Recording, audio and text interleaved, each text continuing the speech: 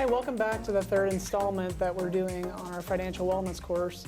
This third installment will be savings and retirement. So first we talked about debt repayment and budgeting, and this time we're going to go into savings and retirement.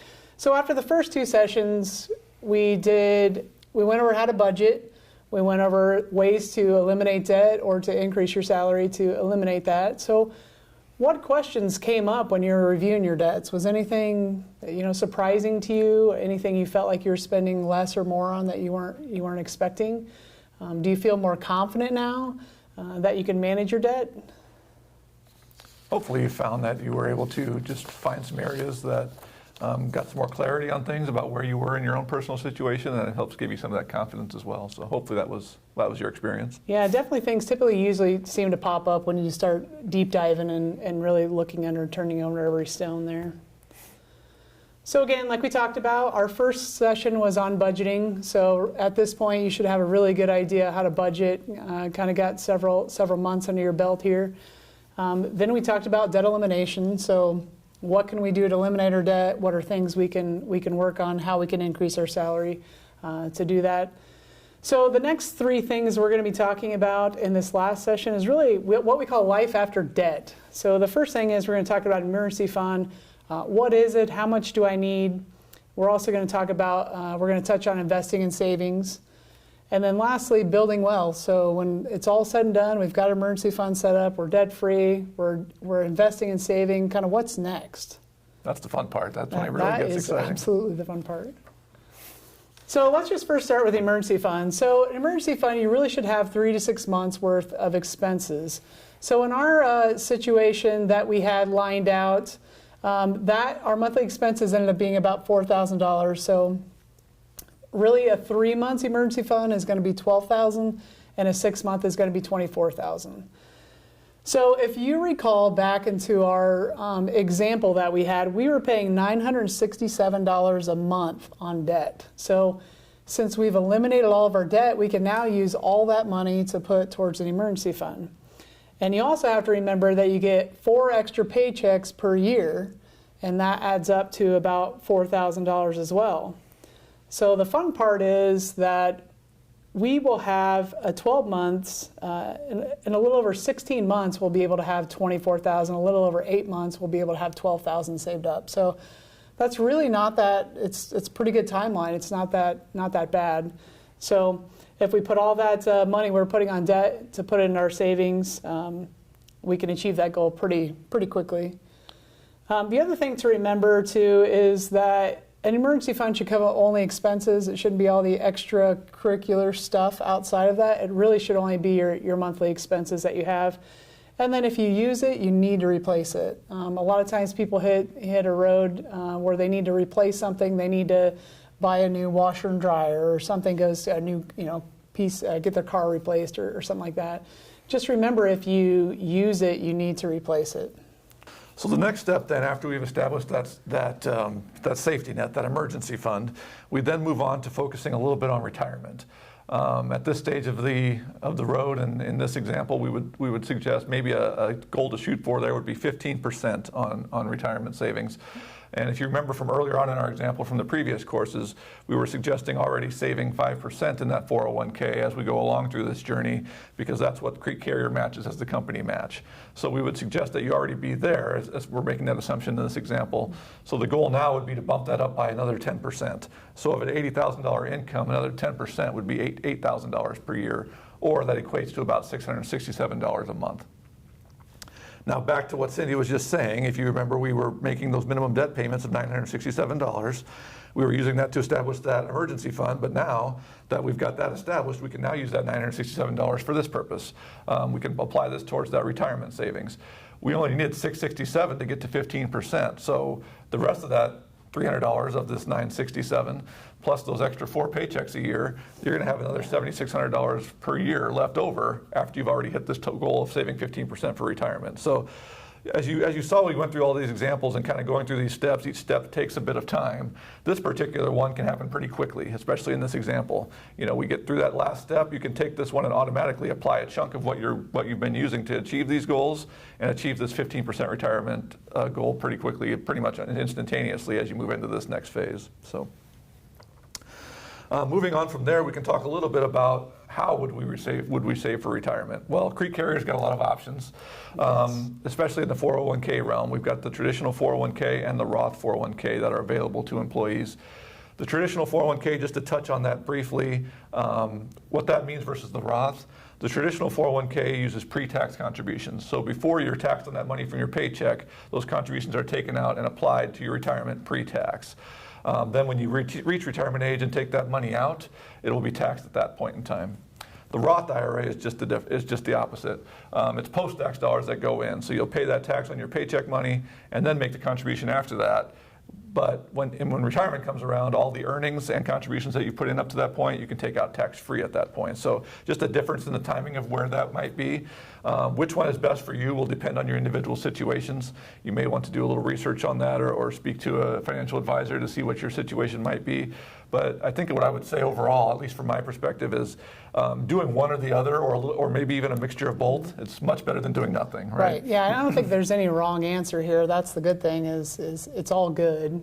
But if you wanted to really optimize your earnings, like Kyle said, you can get some additional help and information. But yeah, as long as you're doing it, that's a step in the right direction. And there's some online calculators that can help you with that too. If you're more of a do-it-yourself kind of person, you can go that route as well. Just find some of those calculators out there online to help you with that.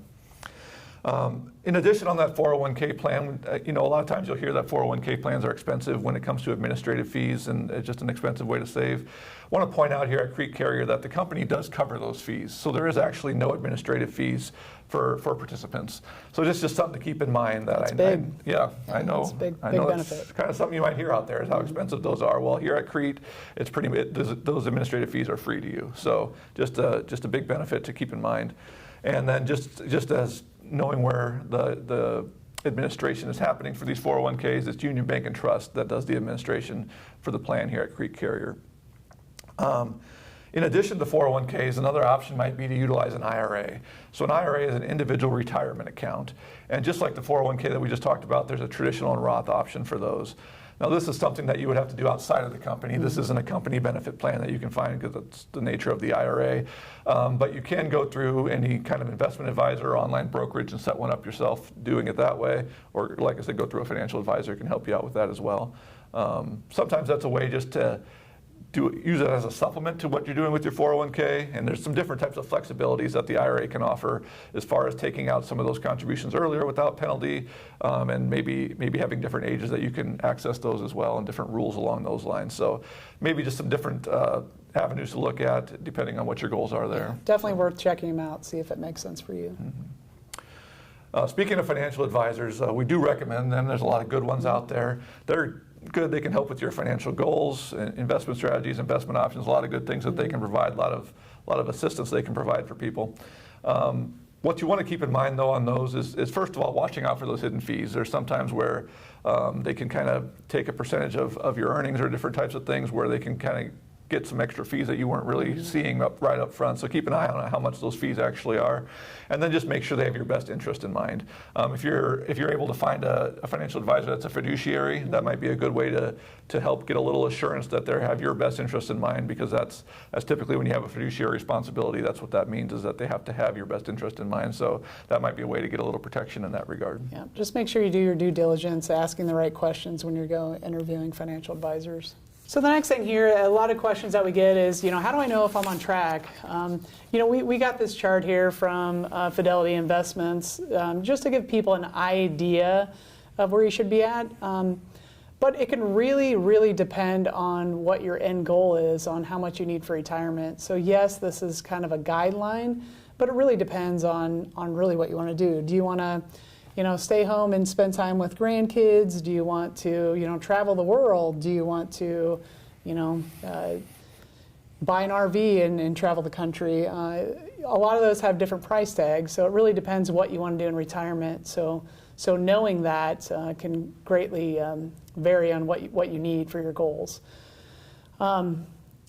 So if the good thing here is if you feel you're behind and you need to catch up more, you definitely can. You know, again, Stephen Covey says start with the end in mind. I totally agree with that. So if you know that you're going to be traveling, 6 months out of the year, or you're not going to do any travel, you can kind of determine what you need to live on at that point in time and kind of work your way backwards. So again, don't panic if you are this age and are not hitting that number.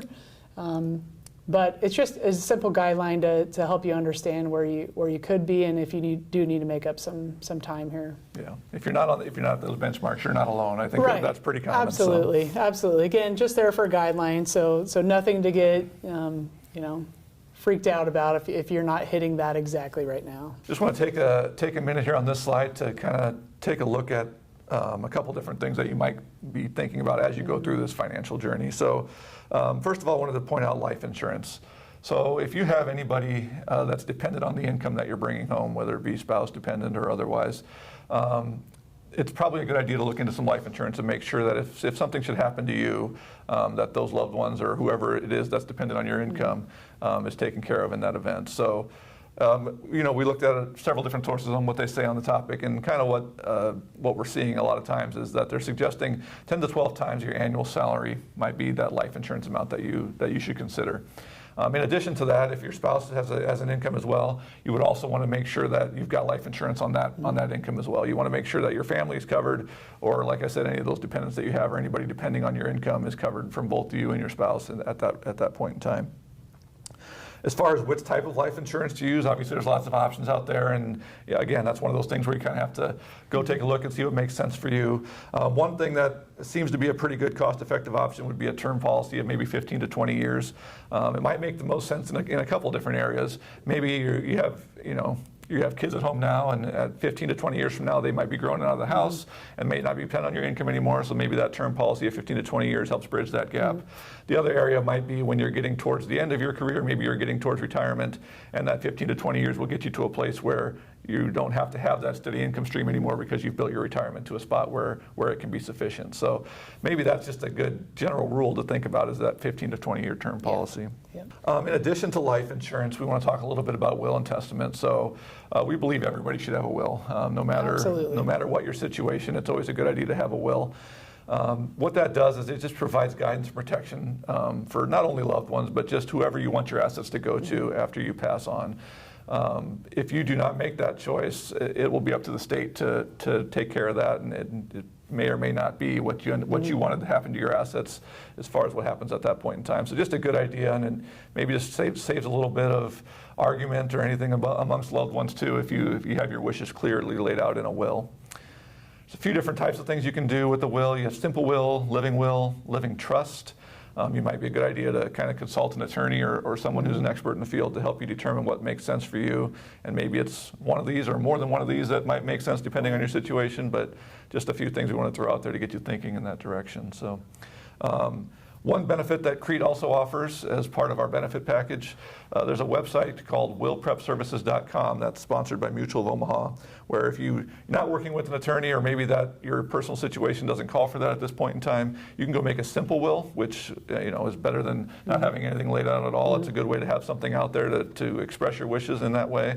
And there's a free website here that can help you with that. And Cindy, I think you've taken a look at that and seen how that works. Yeah, it's actually a nice little service that we get provided for free through the company, and it's really pretty easy. It's a plug and play where I'm typing in, they're asking me a question, I'm giving the answer, and it's plugging it into the document. So it's actually pretty easy to use.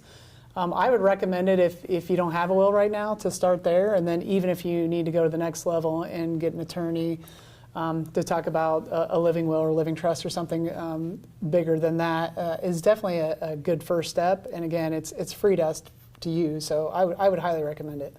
Okay, next steps at this point. In the example, in the financial journey we've been laying out, we're just going to recap where we are at this point in time. So in our example, we're debt-free, except for the mortgage. We've got that paid off. We've got our 3 to 6 months of emergency savings saved up, and we are saving 15% for retirement at this point. So Now that we've achieved all that, what's next? When we're able to achieve those and continue to have excess cash on hand as we build wealth, what do we do with that next? Well, there's lots of things that become available to you at this point. Yeah. This is where it gets fun, like I said earlier. Absolutely. So one of those might be if you have kids at home or someone who's going to be heading into college at some point, you might consider, hey, it's time for me to start saving a little bit for that. I have the ability to do that now and work towards that future goal. Pay off the mortgage. We talked about how we paid off all the debt besides the mortgage, and maybe now is an opportunity to start paying that down a little quicker as well, and maybe achieve that full financial freedom of having no debt whatsoever. So another option there. Catching up on retirement savings. If you weren't quite as far along as you wanted to be at this point at your stage of your career, you can do more than that 15% and get caught up to whatever you need it to be, or different types of things. So it's an option there, maybe with that extra cash as well. Increasing charitable giving, for those of you that are inclined to support charities that are close to you.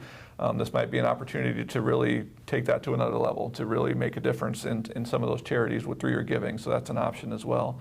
And then just any other personal goals you might have. Maybe you've always thought about upgrading your kitchen or remodeling, new furniture, maybe taking a big vacation, traveling the world, things like that. As you achieve these steps of financial freedom and that debt's no longer holding you back, all these things become kind of are on the table for you to kind of do with what meets your goals and what meets your ambitions, I guess. Yeah, you can get really specific at this point.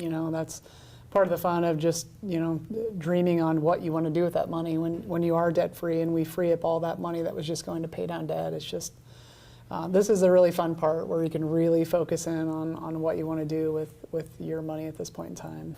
So again, some helpful hints. We've talked about this before. The process is very simple, but it's not easy. So you really have to have some grace, especially with budgeting. Don't beat yourself up. Be patient.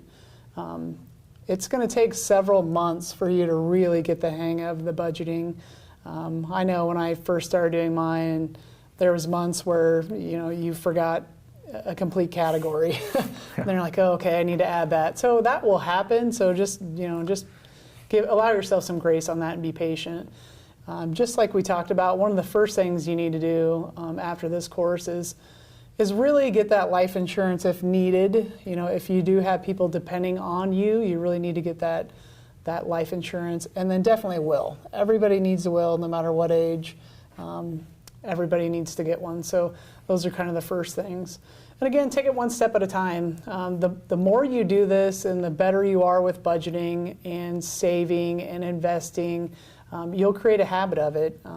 So maybe when you get a raise each year, you're going to take part of that raise and just immediately put it in towards your saving or retirement. But just creating that habit about it and just staying vigilant on what you're spending your money on. Just, none of that mindless spending, just really paying attention where that money goes. And then what I like to do is create visuals to track your progress. So we do have some handouts that you can have access to that have some ways to track your progress. I know a lot of people use like the paper construction chains, and each chain's worth $100, and you cut it off, and you get the whole family involved that way. It just makes it fun, and it keeps people motivated. So just thinking of ways to get creative to track that progress and just to keep it in front of you, knowing that's your goal. And then, like I mentioned before, just knowing your why. Why did you want this financial freedom? Why did you want to get out of debt? What do you want to get out of retirement? Just knowing, having that conversation, with yourself, your significant other, of where do I want to be? And then really working your way backwards from that. But it's really important to have that why through this entire journey. That's what it's going to keep you going each and every day. So, yeah. What we hope people find through this course and through these steps is, this financial area can be a point of stress for a lot of people. Mm-hmm. It can be something they think about in a negative way a lot. If you're burdened with debt and going through that whole process, you're not alone. Obviously, there's a lot of us in that boat.